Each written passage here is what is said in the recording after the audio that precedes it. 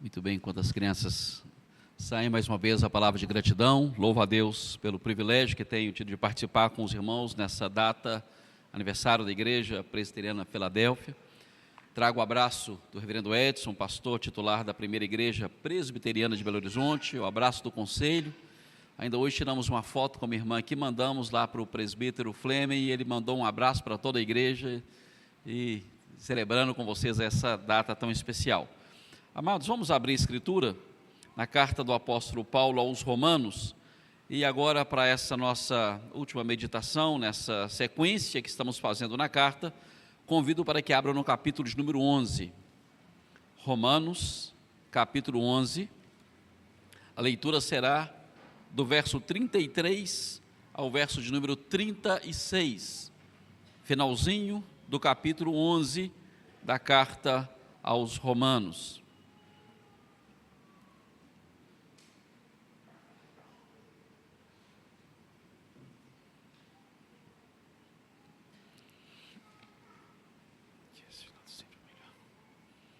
Ok.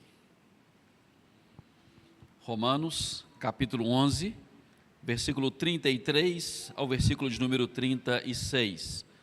Diz assim a palavra do Senhor: ó profundidade da riqueza, tanto da sabedoria como do conhecimento de Deus! Quão insondáveis são os seus juízos, e quão inescrutáveis os seus caminhos! Quem, pois, conheceu a mente do Senhor? Ou quem foi o seu conselheiro? Ou quem primeiro deu a ele para que lhe venha a ser restituído? Porque dele, por meio dele e para ele são todas as coisas, a ele, pois, a glória eternamente. Amém. Vamos orar. Pai querido, louvado e exaltado é o teu nome. Graças nós te damos pela tua bendita palavra, porque aprove o Senhor revelar a nós a tua verdade, o teu propósito. Aprova o Senhor trazer ao nosso conhecimento verdades tão profundas, tão preciosas. Verdade essa que a Escritura diz que é poder, o Evangelho, poder de Deus para a salvação de todo aquele que crê. Graças te rendemos, ó Deus, porque a tua palavra também nos instrui, nos educa, nos transforma, molda a nossa maneira de ser, de pensar, nos aproxima de ti e nos revela também, ó Pai, coisas maravilhosas e promessas extraordinárias, entre elas a que um dia estaremos na tua presença. Ah, Senhor, confirma a tua palavra no coração do teu povo, e que o teu Espírito venha abrir agora a nossa mente e coração para compreender aquilo que o Senhor tem para nos ensinar nessa noite, em nome de Jesus. Amém. Amados, se nós olhamos a carta de Paulo aos Romanos, como já fizemos um pouco, em caráter de introdução, ontem e hoje pela manhã, nós podemos perceber que a carta ela está dividida em dois blocos. Do capítulo 1 até o capítulo de número 11, o apóstolo Paulo vai discorrer amplamente sobre a doutrina da justificação. Ele vai falar sobre o mistério de Deus na obra da redenção, como ele atrai os judeus, aquele que tem a lei, como ele atrai os gentios, aqueles que não tinham a lei. Ele coloca todos debaixo da mesma condição, todos são condenáveis diante de Deus por causa do pecado, mas em Cristo ele manifesta a sua justiça, a sua graça redentora, e ele nos atrai para ele com grandiosa e poderosa salvação. No capítulo 8, Paulo vai falar sobre essa segurança, não há mais condenação, agora estamos livres em Cristo, nele nós temos a garantia que nada pode mais nos separar, nos afastar, nos condenar. Estamos em Cristo, seguros nessa obra de redenção, nessa obra grandiosa. E ao falar de tudo isso, ele chega no capítulo 11, nesse primeiro grande bloco da carta, e ele encerra com uma doxologia. Ele encerra toda essa parte, muitas vezes compreendida como a parte mais doutrinária, teológica, não que o restante não tenha doutrina e teologia, continua tendo, mas Paulo vai passar para o aspecto mais, digamos, prático, como viver agora a vida cristã com intensidade nos nossos desafios diários, mas fundamentado naquilo que cremos, naquilo que Cristo realizou por nós e em nós. Mas o capítulo 11, para fazer essa transição então do chamado mais teórico, teológico para o prático, ele encerra com uma doxologia, ele encerra com uma expressão de louvor. Um comentarista chamado Eisber diz que nesse momento a teologia se transforma em adoração, em doxologia, e assim ele escreve: somente um Deus tão sábio como nosso Deus poderia tomar a queda de Israel e transformá-la em salvação para o mundo. Seus planos nunca serão frustrados, nem seus propósitos deixarão de ser cumpridos. Nenhum ser humano é capaz de conhecer de toda a mente do Senhor. E quanto mais estudamos seus caminhos, mais nós lhe damos louvor. Quanto mais procuramos conhecer as obras de Deus a partir daquilo que Ele revela na Escritura, mais nós devemos ficar encantados com a sua grandeza, majestade e glória. Mais devemos tributar louvores e honra àquele que é digno. Portanto, todo serviço cristão deve terminar em adoração. Não que nós não adoremos no início, devemos adorar em todo o tempo. A Bíblia diz que quer comais, bebais ou façais qualquer outra coisa, tudo deve ser feito para a glória do Senhor, para o louvor do seu nome, para o engrandecimento do Senhor. William Hendricks, um comentarista muito conhecido do nosso meio, ele aborda essa parte, essa porção que nós acabamos de ler da Escritura, e divide essa porção em 3 tópicos, que eu quero aqui também brevemente ler o que ele escreve. Ele divide os versículos como primeiro tópico, verso 33, segundo tópico, versos 34 e 35, e o terceiro tópico, o verso 36. E ainda para a gente fazer essa introdução da mensagem, vou ler o que ele escreveu. Ele disse assim: o verso 33 é uma exclamação em louvor da sabedoria e do conhecimento de Deus. Paulo está provavelmente refletindo especialmente sobre essas qualidades divinas, como reveladas no plano da redenção e na maneira como esse plano é concretizado. Ele está certo do fato de que o caminho da salvação decretado por Deus e a maneira como esta salvação é efetuada nas vidas humanas ultrapassa tudo o que os meros seres humanos poderiam jamais haver engendrado. Ele diz: ó, a profundidade da riqueza, tanto da sabedoria como do conhecimento de Deus, quão insondáveis são os seus juízos, quão inescrutáveis os seus caminhos. Nós não conseguimos de fato compreender como Deus, de maneira tão maravilhosa e sábia, resolveu salvar pecadores como você e eu, e de maneira tão majestosa envia o seu próprio Filho. Paulo fala na carta aos Romanos, capítulo 5, verso 8, que Deus prova o seu próprio amor para conosco, pelo fato de ter Cristo morrido por nós, sendo nós ainda pecadores. Então não dá, de fato, para olhar para esse plano, como Deus resolveu nos salvar, senão com louvor, com gratidão, com exultação. Deus é bom demais, é maravilhoso demais, não temos como compreender. Quando você olha lá em Gênesis 3, após o episódio da queda, Deus havia dito para Adão tudo o que deveria fazer, qual era a sua responsabilidade, qual era o seu limite. Você pode comer de tudo, daquele fruto não, o dia que comer certamente morrerá.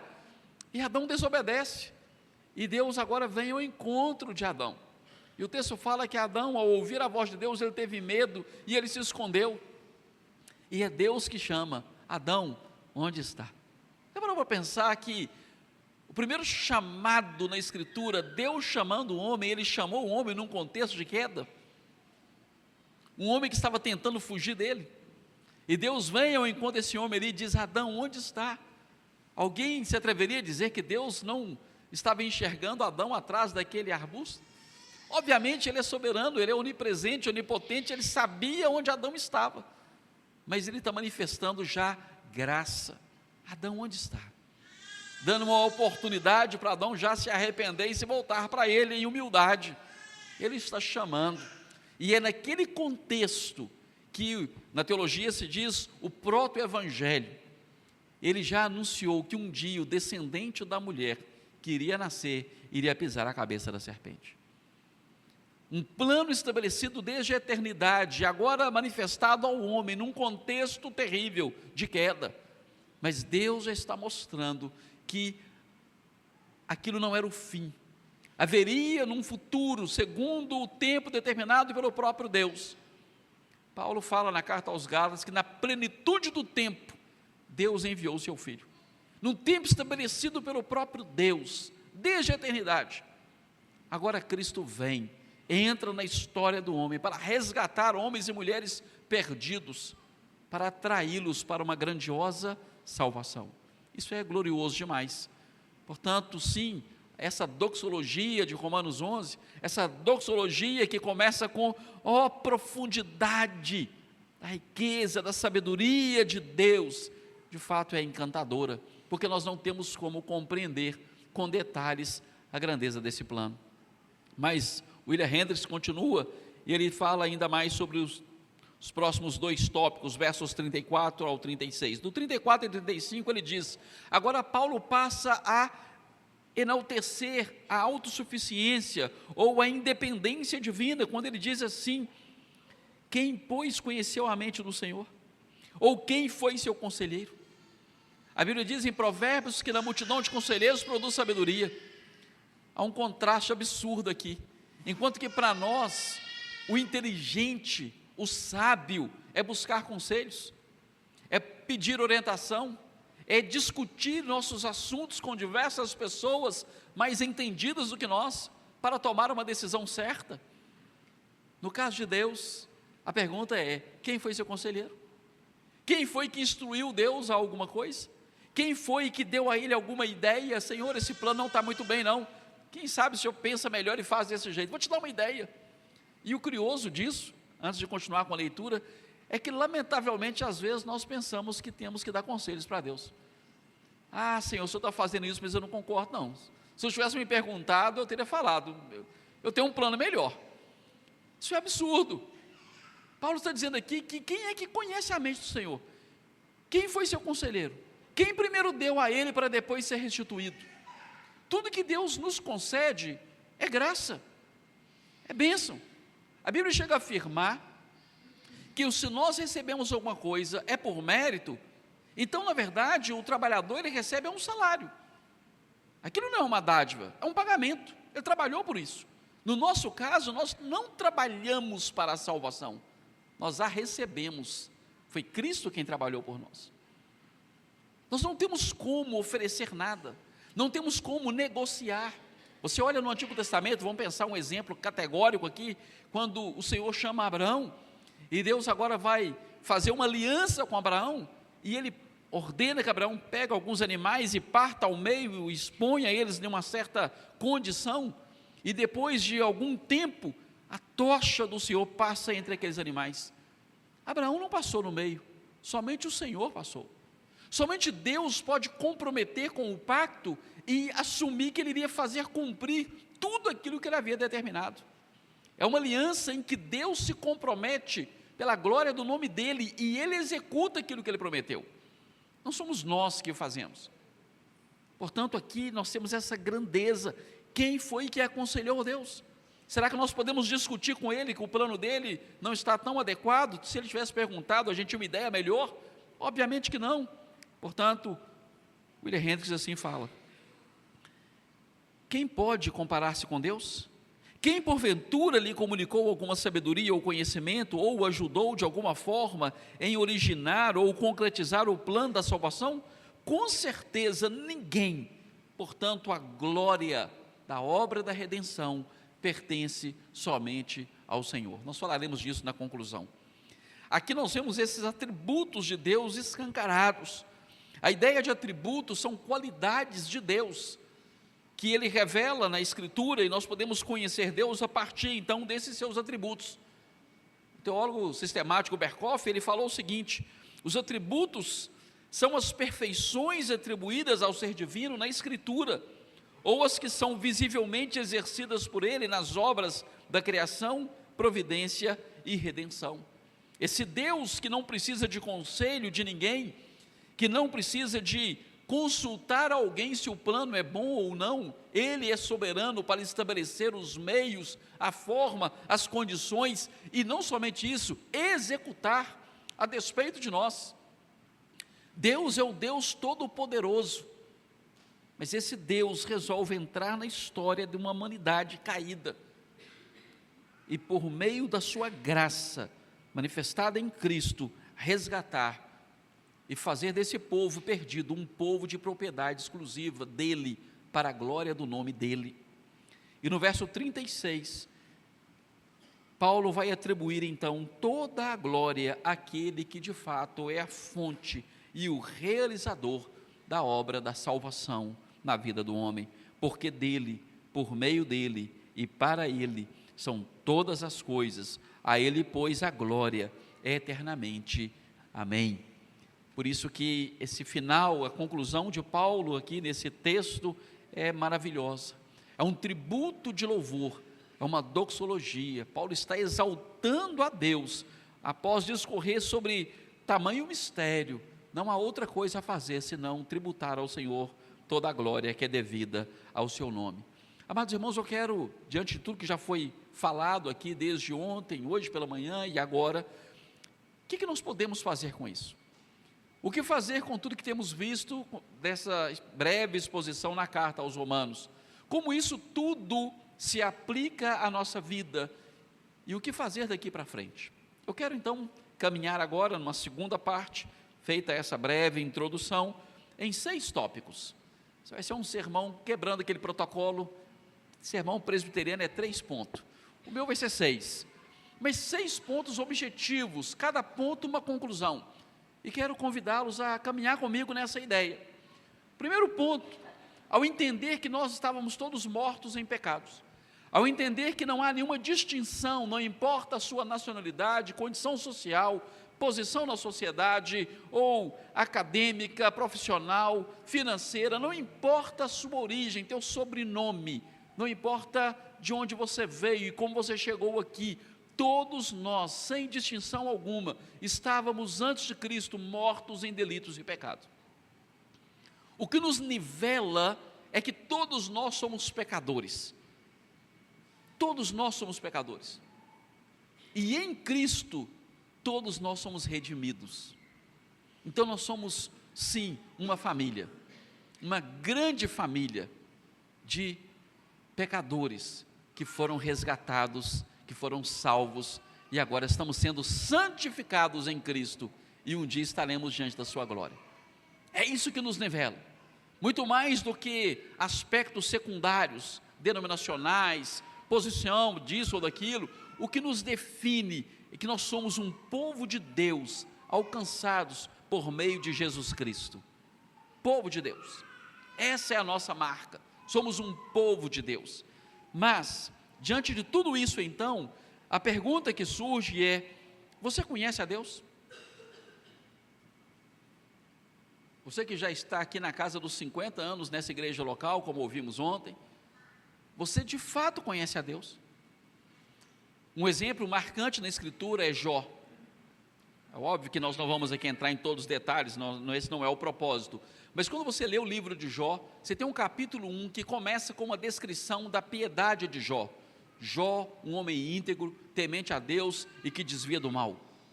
E esse homem que era rico, próspero, tudo que ele fazia era bem sucedido, uma família bem estruturada, 10 filhos, temia o Senhor, constantemente Jó oferecia sacrifício a favor dos seus filhos, caso algum deles tivesse pecado. Aí você vê a piedade daquele homem, a seriedade com que ele levava a vida cristã. Mas o capítulo 2 muda totalmente o cenário, e Jó agora começa a passar por várias provações. O diabo, pela permissão de Deus, entra na história daquele homem e começa a roubar-lhe tudo e a causar grande dano. E Jó vai perdendo bens, filhos, saúde, e a situação dele fica caótica, e provavelmente todos aqui conhecem um pouco da história de Jó. Depois os amigos de Jó vão visitá-lo, ficam 7 dias calados ali, olhando para Jó, não tem o que falar, e depois alguém se atreve a começar a falar alguma coisa, vão tentar dar conselhos, e você tem então uma lista, uma grande parte do livro dos diálogos dos amigos de Jó, como péssimos conselheiros, tentando justificar tudo que está acontecendo, atribuindo culpa a Jó. E é o que nós fazemos muitas vezes. Você está enfermo, meu irmão, você deve ter pecado, deve ter feito alguma coisa errada, senão não estaria acontecendo isso. E aqueles amigos de Jó então acabam com Jó, e não há aparentemente nenhuma resposta de Deus. Para pensar um pouco. Em um só dia você perde todos os bens, perde sua fonte de renda, perde a sua saúde, perde 10 filhos em um dia. 10 filhos em um só dia. E você não teve tempo nem sequer de digerir aquela notícia ruim que um funcionário trouxe, já vem a segunda notícia ruim. E depois de um bom tempo, que nós não sabemos exatamente quanto tempo durou aquilo, em que os amigos estão falando e falando e falando, e Deus aparentemente está em silêncio, até que no capítulo 38, a cena novamente muda, e Deus então chama Jó para uma conversa. Cinge o teu lombo como um homem, põe de pé, e eu vou falar com você. E é maravilhoso, porque Deus começa a falar com Jó, e Deus não explica nada para Jó. Eu não sei se você já leu o livro todo, mas é meio que chocante, aos olhos humanos, decepcionante. Deus vem falar com Jó e não fala assim: Jó, fique tranquilo, meu servo fiel, homem valente, homem piedoso, temente, eu te conheço, Jó, pode ficar tranquilo, deixa eu te explicar, você está passando isso, por isso, mas não se preocupe, amanhã eu vou mudar essa história. Não é isso que está em Jó. O que está lá é o seguinte: Jó, onde você estava quando eu fiz isso? Jó, onde você estava quando eu determinei que aquele animal ia dar a cria em tal lugar? Jó, onde você estava quando eu fiz isso, fiz aquilo outro? E Deus começa a fazer perguntas para Jó. Ele não foi dando respostas, ele começa fazendo perguntas, e pergunta, insistentemente, e Jó não tem como responder nenhuma daquelas perguntas. Sabe o que eu estou querendo dizer com tudo isso no primeiro ponto? É que essa é a sua e a minha história, meu irmão. Nós não temos resposta para a maioria das coisas. Tem um hino que eu gosto muito do nosso cenário, que diz: não sei por que de Deus o amor, não sei o que há de vir, se mal ou bem. E esse hino, cada estrofe dele é um monte de não sei, e eu gosto muito desse hino, porque de fato é a nossa situação. Nós não sabemos de nada, você não sabe nem se você vai estar vivo amanhã, você faz um monte de planos.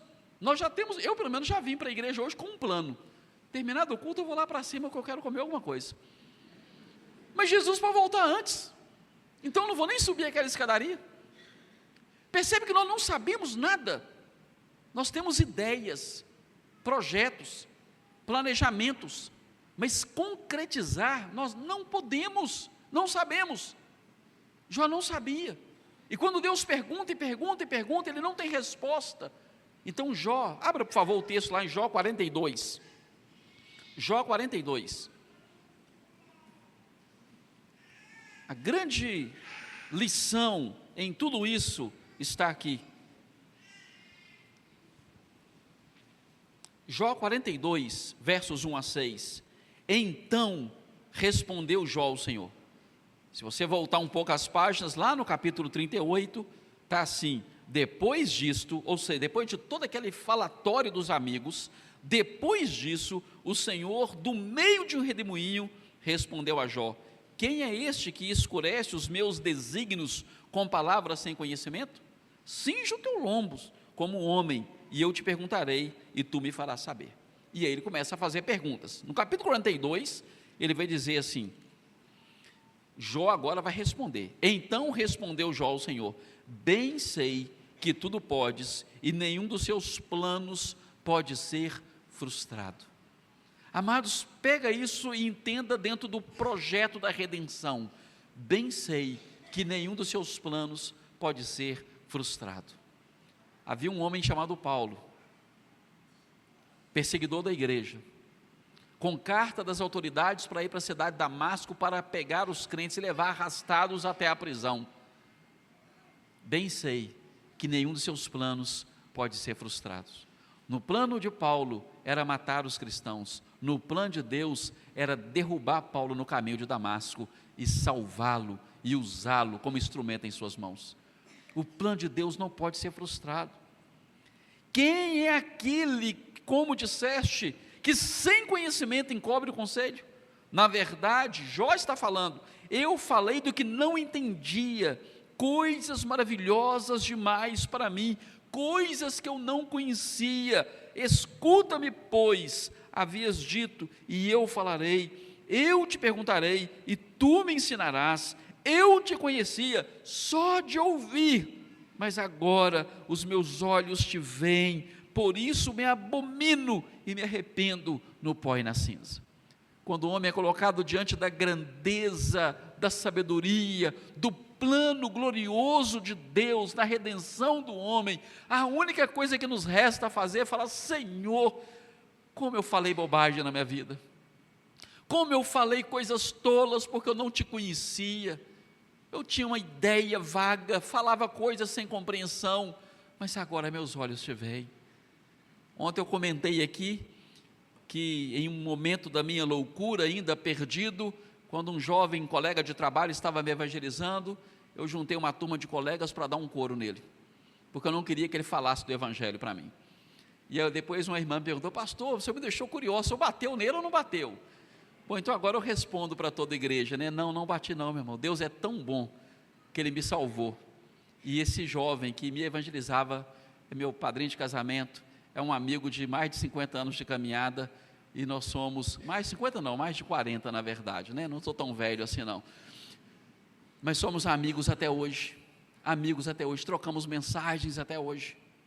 Alguém que antes da conversão era uma pessoa que eu queria dar um coro, tornamos amigos, porque a graça de Deus me alcançou, porque Deus não somente o livrou, mas Deus me livrou, me tirou da condenação, me salvou. Portanto, Jó agora, ele não teve resposta fácil porque estava sofrendo, não teve uma mudança radical e instantânea da sua situação. Deus não estalou o dedo e apareceu 10 filhos novos no lugar daqueles que ele perdeu. A sua vida foi restaurada gradualmente, mas Jó agora conhecia a Deus de uma maneira que ele nunca havia conhecido antes. A caminhada cristã é uma caminhada de admiração pela bondade e maravilhosa graça do Senhor.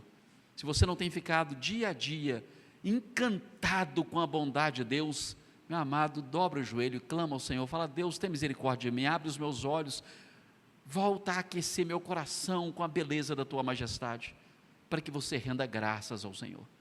Ao falar de teologia, você não tem que simplesmente ter um coração árido e uma cabeça inchada. Tenha um joelho quebrantado e tenha um coração cheio de gratidão, porque o Deus que te salvou é muito mais sábio do que você e eu. Nós devemos nos prostrar diante dele, porque ele é Deus e nós somos ovelha do seu pastoreio. Segunda aplicação prática de tudo que aprendemos sobre essa obra grandiosa da redenção, nós podemos aprender com o salmista no Salmo 139. Esse Salmo 139 é um salmo de admiração. O salmista, ele vai declarar quanto que Deus é grande, e ele fala isso a partir da compreensão da sua própria limitação. Eu não vou ler aqui todo o salmo, o tempo nosso não permite, mas observe, por exemplo, que ele fala no verso 1 do Salmo 139, Senhor, tu me sondas e me conheces, sabe quando me assento, quando me levanto, de longe penetra os meus pensamentos, esquadrinha o meu andar e o meu deitar, conhece todos os meus caminhos, ainda a palavra não me chegou à língua, e tu, Senhor, já conheces toda, tu me cercas por trás, por diante, sobre mim põe a mão, tal conhecimento é maravilhoso demais para mim, é sobremodo elevado, não posso atingir. Para onde eu fugirei da tua presença? Como é tolo. Outro dia eu preguei uma mensagem, eu disse, meus amados, fugir cansa. Fugir cansa. Lembra de Adão, pecador? Quando ouviu a voz de Deus, correu, tentou esconder. Tolice. Deus sabia onde ele estava. Às vezes na nossa pecaminosidade, nós queremos afastar de Deus, esconder de Deus, correr de Deus. Isso só vai trazer canseira. Mas é impossível fugir diante dos olhos daquele que tudo vê. E o salmista vai falar então, Senhor, para onde eu vou fugir da tua presença? Não importa para onde eu for, ali tu estás. Amado, a coisa mais terrível e tola de alguém que quer afastar do Senhor, usando a linguagem gospel, né, moderna, é o desviado, o desigrejado. Ah, que tolice! Ah, cansei da igreja, frustrei, vou abandonar vou abandonar a fé. Meu amado, você pode sair até da igreja enquanto comunidade local, mas você nunca pode esconder da face do Altíssimo. Ele te vê onde quer que você esteja. E o salmista passa a declarar tudo isso, e a conclusão dele é: Senhor, Tu é grandioso demais. Olha o que ele fala no verso 17: que preciosos para mim, ó Deus, são os Teus pensamentos, como é grande a soma deles. Se os contasse, excedem aos grãos de areia. Contaria, sem jamais chegar ao fim.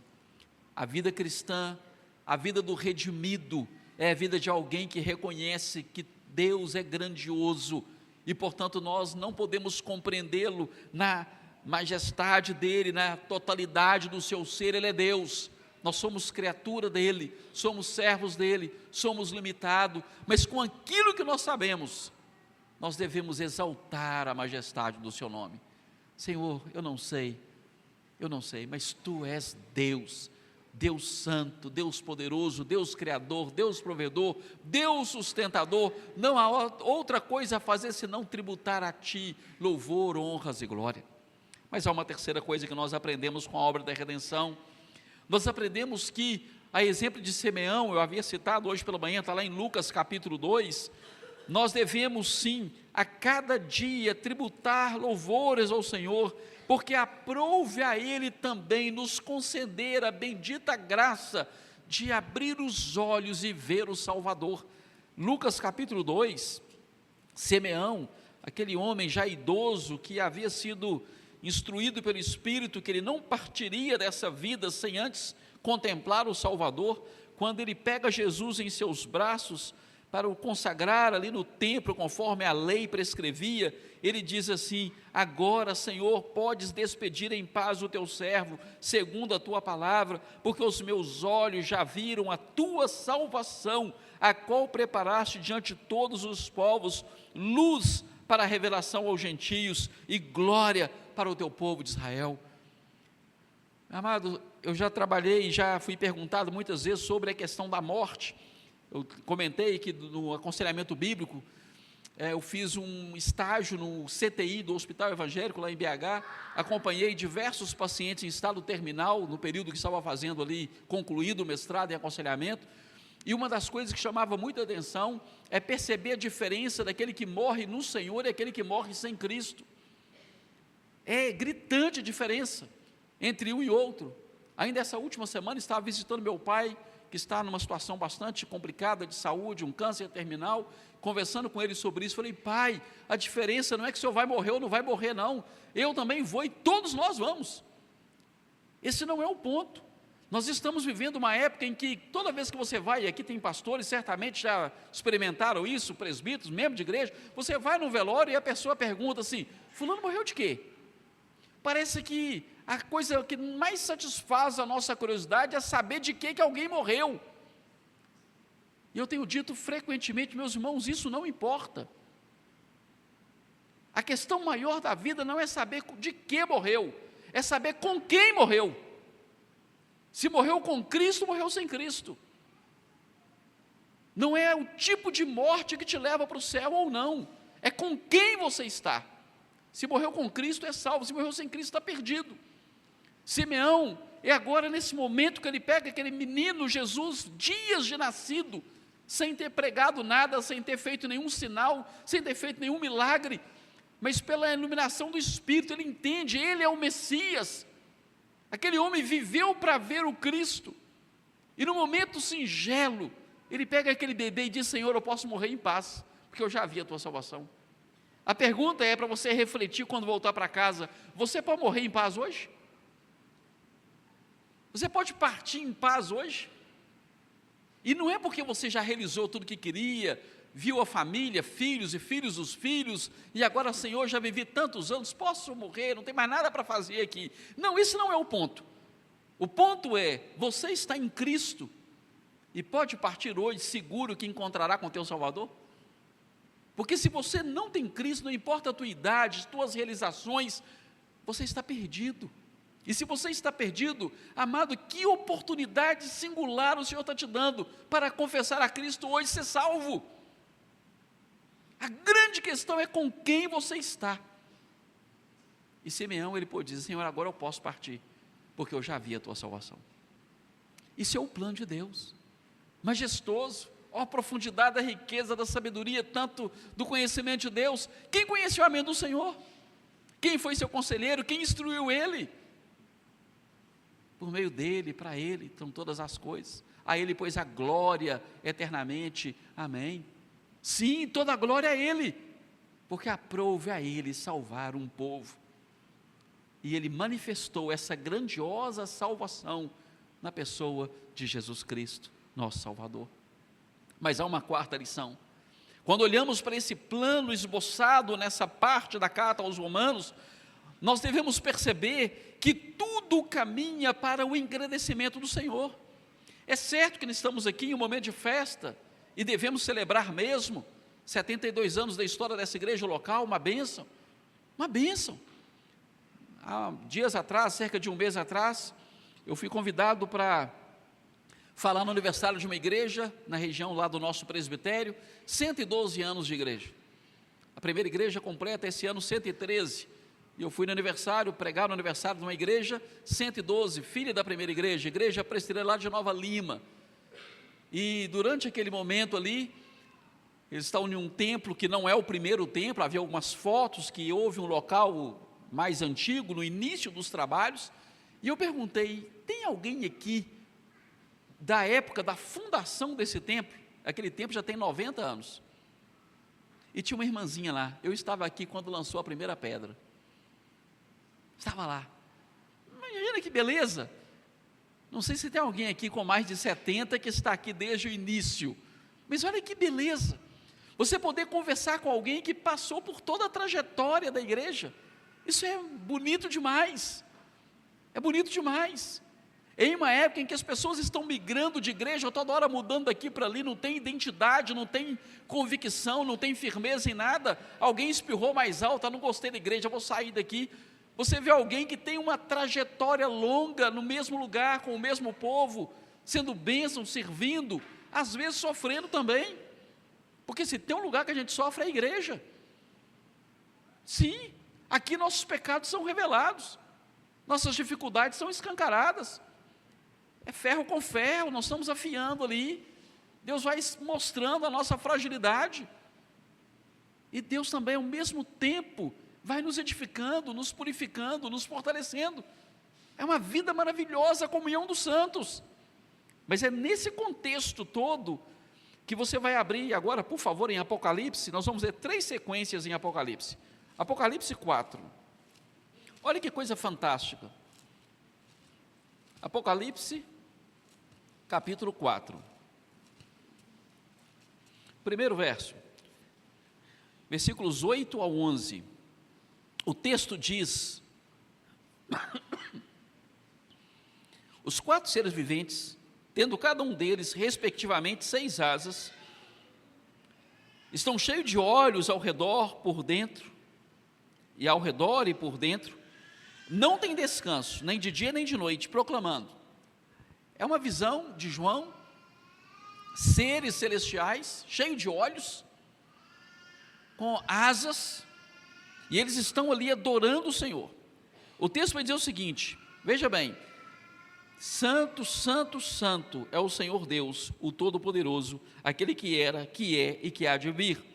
Quando esses seres viventes deram glória, honra e ações de graças ao que se encontra sentado no trono e ao que vive pelos séculos dos séculos, os 24 anciãos prostrar-se-ão diante daquele que se encontra sentado no trono, adorarão ao que vive pelos séculos dos séculos, depositarão as suas coroas diante do trono, proclamando: digno, ou tu és digno, Senhor e Deus nosso, de receber a honra, a glória, a honra e o poder, porque todas as coisas tu criaste.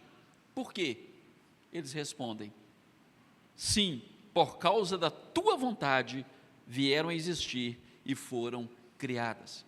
Você tem na obra grandiosa do Senhor agora seres celestiais adorando o Senhor, tributando a Ele todo louvor, porque dele, por meio dele, para Ele são todas as coisas, porque tudo que existe, existe porque Ele quis. É tão simples e ao mesmo tempo tão profundo. Senhor, por que o Senhor me fez assim? Porque eu quis. Discute com Ele. Não há espaço, porque todas as coisas foram feitas segundo a sua vontade, segundo o seu propósito. Mas olha o quinto aspecto. Você olha agora Apocalipse capítulo 5, do versículos 8 ao 14. Apocalipse 5, do 8 ao 14. E diz: e quando tomou o livro, os 4 seres viventes, os 24 anciãos, prostraram-se diante do Cordeiro, tendo cada um deles uma harpa e taças de ouro cheias de incenso, que são as orações dos santos, e entoavam um novo cântico, dizendo: digno és de tomar o livro, de abrir os selos, porque foste morto, e com teu sangue compraste para Deus os que procedem de toda tribo, língua, povo e nação, e para o nosso Deus os constituíste reino e sacerdote, e reinarão sobre a terra. E vi e ouvi uma voz de muitos anjos ao redor do trono, e dos seres viventes, e dos anciãos, cujo número era de milhões e milhares de milhares, proclamando em grande voz: digno é o Cordeiro que foi morto de receber poder e riqueza, e sabedoria, e força, e honra, e glória, e louvor.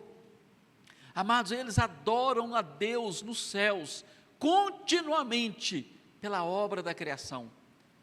Esses seres adoram a Deus e adoram ao Cordeiro continuamente pela obra da redenção. E aí vem uma pergunta para nós, caminhando para o final: você também adora? Nós também temos essa mesma postura de gratidão a Deus, não só naqueles dias fantásticos, quando alguma coisa extraordinária ocorre, mas na compreensão de que tudo que existe, existe pela vontade dEle. Ele criou, Ele sustenta, Ele redime, portanto, em tudo devemos dar graças ao Senhor. Em tudo. Devemos dar graças ao Senhor por todas as coisas, porque essa é a vontade dEle, em tudo dai graças. Essa é a vontade de Deus para convosco, em Cristo Jesus. Então, agradecer pelas bênçãos é tão fácil, ainda que alguns são tão pecadores, que quando recebem uma bênção, bate no peito: eu sou bom demais, viu? Ao invés de tributar ao Senhor louvor e glória, bate no peito e fala: como eu sou bom, estudei muito, por isso passei, sou capaz demais, por isso eu entrei naquele emprego, sou melhor do que você. Amados, tribute a Deus a glória, dê a Ele o louvor. Mas e no dia mau? Aí muda, né? Tenta justificar: estou passando, deve ser culpa do fulano.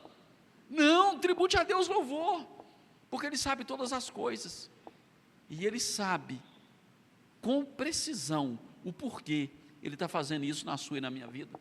Devemos tributar a Ele todo louvor. Mas o último texto, no 6º ponto, Apocalipse capítulo 7, como que um fechamento desses momentos de tributo de louvor ao Senhor, lembrando de novo, lá em Romanos capítulo 11, verso 36, 33 ao 36, depois de falar de toda a obra da redenção, Paulo tributa a Deus o louvor, pela sua sabedoria, pela excelência do seu plano, pela sua capacidade de cumprir tudo o que Ele havia determinado, e ele conclui dizendo: porque dEle, por meio dEle, para Ele são todas as coisas, a Ele pois a glória eternamente, amém.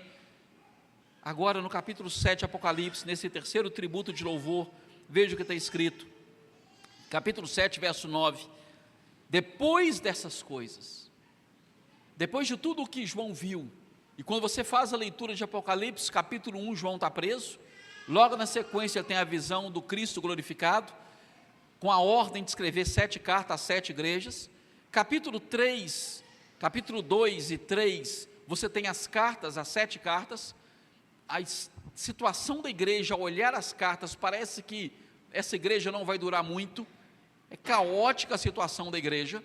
Você tem um capítulo 4, que aparece então agora João chorando, porque, o capítulo 4 é o trono, a visão do trono de Deus, o capítulo de número 5 é o Cordeiro, e no capítulo 5 então, é que a primeira vez que aparece choro no céu, João está chorando porque ninguém é digno de abrir o livro, aí o Cordeiro vem, e o Cordeiro é digno, por isso todo aquele tributo de louvor, e aí agora no capítulo de número 7, após a abertura dos selos, após o desfecho da história, que depois vai ser recontada com as trombetas e com as taças, cada vez intensificando mais as tribulações e tudo aquilo que vai se cumprir na volta de Cristo, nós temos agora o capítulo 7.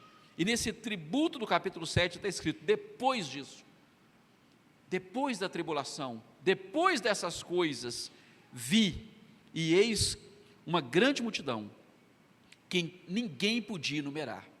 Qual é o tamanho da igreja? A igreja aqui tem 200 e tantos membros, a outra tem tantos membros. Vamos fazer uma somatória, e depois você soma o número dos não crentes. Quantos não crentes tem nesse bairro? E você fala: nossa, é tão pequeno o número dos salvos. Parece que a igreja é tão diminuta, no meio de tanta seita, tantas heresias e tantas pessoas perdidas, parece que no céu vai ter só um grupinho.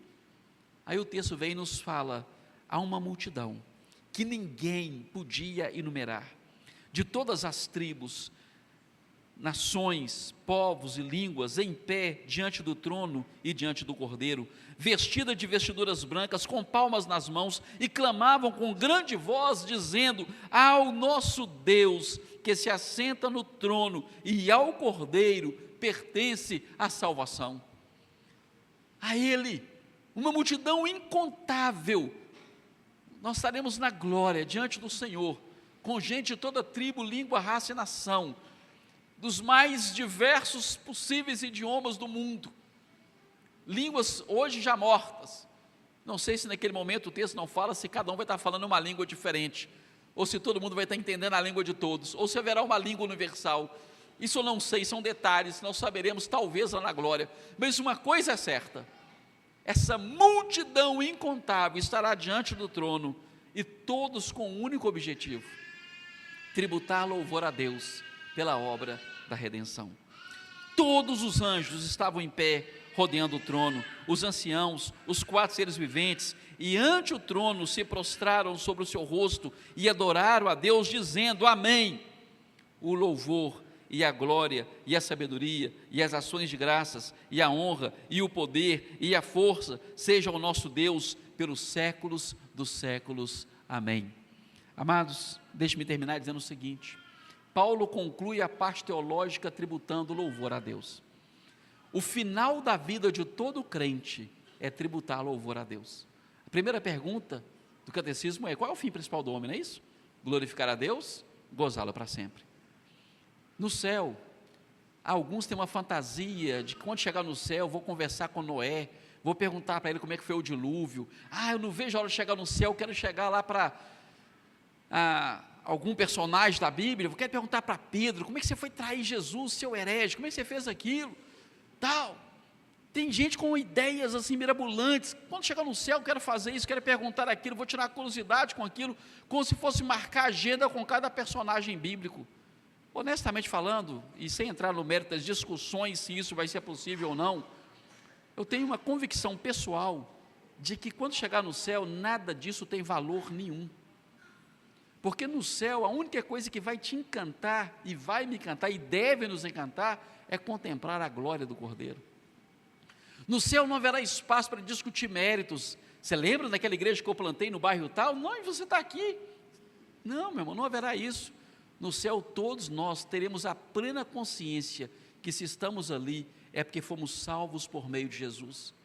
E todos estarão diante do trono e do Cordeiro, dizendo: a Ele seja a glória e o louvor e a honra pelos séculos dos séculos. Amém. O céu não é um desfile de coroas, de pedrinhas na coroa, de triunfos. Eu fiz mais do que você, ganhei mais almas do que você, plantei mais igreja do que você, fui mais fiel do que você, sofri mais do que você. Não, no céu não é um lugar para mostrar as nossas credenciais. No céu é o lugar de todos os redimidos se dobrarem diante do Cordeiro e dizer: a Ele seja a glória pelos séculos dos séculos, porque só Ele é digno, e amém. Já pensou na beleza do céu? Que dia glorioso! Se é bom comemorar aniversário da igreja, se é bom reunir com o povo de Deus aqui e agora, apesar de todas as limitações, imagine a glória, imagine na glória. Quando Paulo termina aquela parte teológica com tributo de louvor, é um grande encorajamento para você e para mim, para que nós trilhemos a nossa jornada cristã com mais gratidão, com mais exultação, com mais louvor nos nossos lábios. Às vezes nós reunimos tanto para lamentar as lutas da vida, devemos reunir mais para tributar a Deus a glória que é devida ao seu nome. Adore ao Senhor. Você não entende os caminhos. Senhor, por que você está fazendo isso? Não sei. Senhor, por que isso, por que aquilo? Não compreendo, não sei. Mas de uma coisa eu sei, o meu Redentor vive. Eu sei que por causa de Cristo, pela bondade dEle, um dia estarei na sua presença. Um dia eu verei como Ele é, e naquele dia tributarei a Ele toda a glória e honra que é devida ao seu nome, porque somente Ele é digno. Que o Senhor nos abençoe. Vamos curvar nossa cabeça. Pai bendito, louvado e exaltado é o teu nome. De fato, ó Deus, nós caminhamos nessa nossa peregrinação, nessa nossa jornada cristã, com muitas questões sem respostas. Muitas vezes não entendemos os porquês, não entendemos os seus caminhos, lamentavelmente tantas vezes criticamos e até pecamos por não compreender os teus caminhos. Contudo, ó Deus, a tua palavra nos faz lembrar nessa noite que nós devemos render a ti todo louvor e honra e glória, porque tu és digno. Ah, Senhor, teus caminhos são muitas vezes aos nossos olhos incompreensíveis. Há mistério demais, nós não podemos entender, mas naquilo que sabemos e a tua palavra revela, nós podemos sim descansar com toda segurança na obra consumada de Jesus Cristo. Somos salvos por meio de Jesus, estamos sendo guardados e preservados por causa do teu amor, e um dia estaremos na tua presença para tributar a ti toda a honra, glória e louvor que é devida ao teu nome. Fortalece a igreja, abençoe teu povo aqui congregado e ajuda-nos para que cada vez mais tenhamos nossos olhos abertos para contemplar a grandeza da tua majestade, e contemplando ela, possamos exaltar o teu santo nome. Assim oramos com gratidão, em nome de Jesus. Amém e amém. Pastor?